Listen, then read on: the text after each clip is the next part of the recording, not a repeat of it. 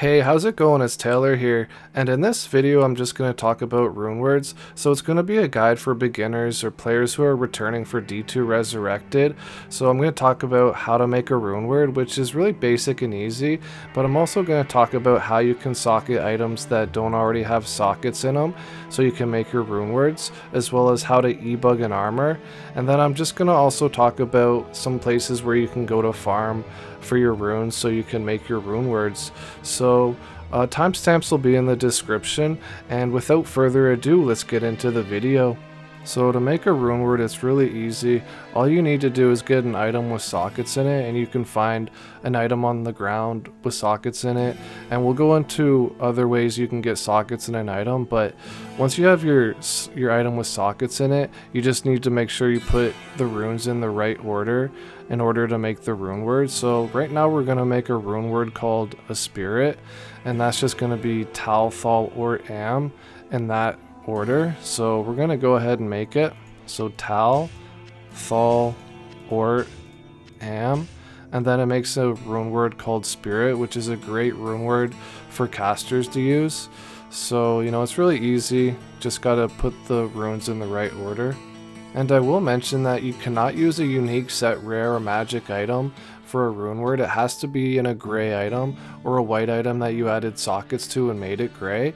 So for a great resource for Runewords and finding Runewords and looking up the order of the runes is the Area Summit, and I'll link that in the description. But the next topic is going to be how to add sockets to an item with no sockets so you can make a Runeword. One way to add sockets to an item for your Runewords is to run up the Bloody Foothills in Act 5 and kill Shank the Overseer, completing the first quest in Act 5. You can then go back to town and talk to Larzuk, and he'll add sockets to any item for you for free. And you can do this 3 times, once on each difficulty, so each character will have 3 socket quests they can use.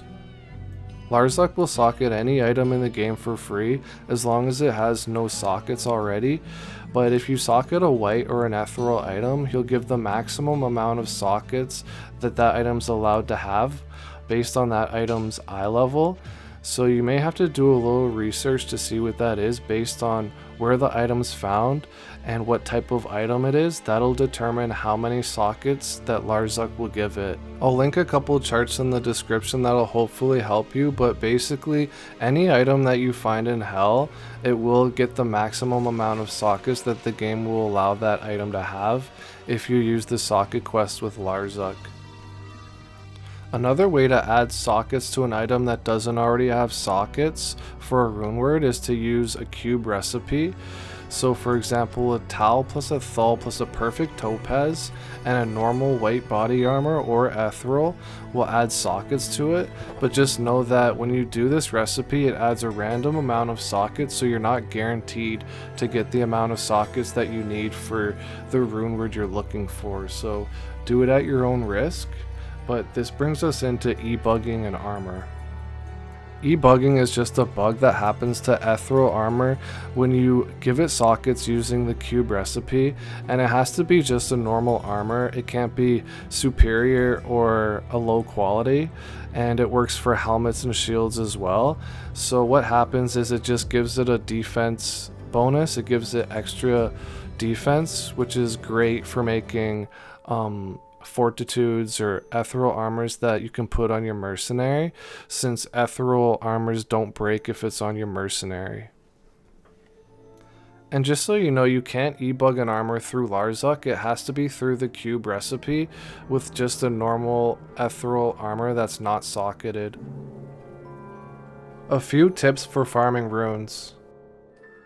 A good place to start farming runes would be the Countess, found in Act 1 on the 5th level of the Forgotten Tower, which you can get to through the Black Marsh. She has a guaranteed chance to drop certain runes, and her rune drop table changes depending on the difficulty. So in normal she can drop up to Rao rune, Nightmare she can drop up to IO, and then Hell she can drop up to Ist rune, with a bonus chance to drop even higher runes, in Hell being she can drop up to Low rune, and it's recommended that you farm around players 1 because more players in the game increases your chance to drop gear instead of more runes, so it's recommended to farm on players 1 if possible. The Countess is good for farming Ist or lower runes, but it's recommended if you want to farm high runes up to Burr to come to the lower Kurast and farm the super chests in Act 3.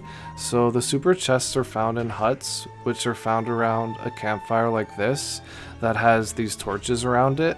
So above the campfire there will be 2 super chests in this hut. And then to the side there will be another hut with 1 super chest. And these super chests have the best odds of dropping high runes, and it's recommended to do this on players 7 or 8. So if you're in single player, you can just type /player7 to set it to, player 7. And if you're on multiplayer Battle.net, just make sure you're doing it in a game with other people in it. Anything less than players 5 is not really worth it, but if you want a good guide on the lower Kurast that goes really in depth with the odds and numbers, I would recommend Dobrunsky's video, so I'll link that in the description. So yeah, it's really all about the super chests and the lower Kurast. I would also recommend hitting the odd log or flipping over the odd corpse when you're down there, because I have found a Burr rune under a log before, so you can get lucky with that. But if you don't want to kill any monsters, you can really bypass the monsters if you're too weak or anything like that and just go straight for the super chests. And also I thought I would just mention that it is possible to find up to 6 super chests on a lower Kurast map, so you could find 2 campfires that have the huts around them, which would add up to 6 total if you get a good lower Kurast map. Alright, that's gonna be it for the video, guys. If this guide ended up helping you at all, please leave a like on the video and subscribe for more Diablo 2 content. But that's gonna be it. Thanks for watching, and I'll see you on the next video.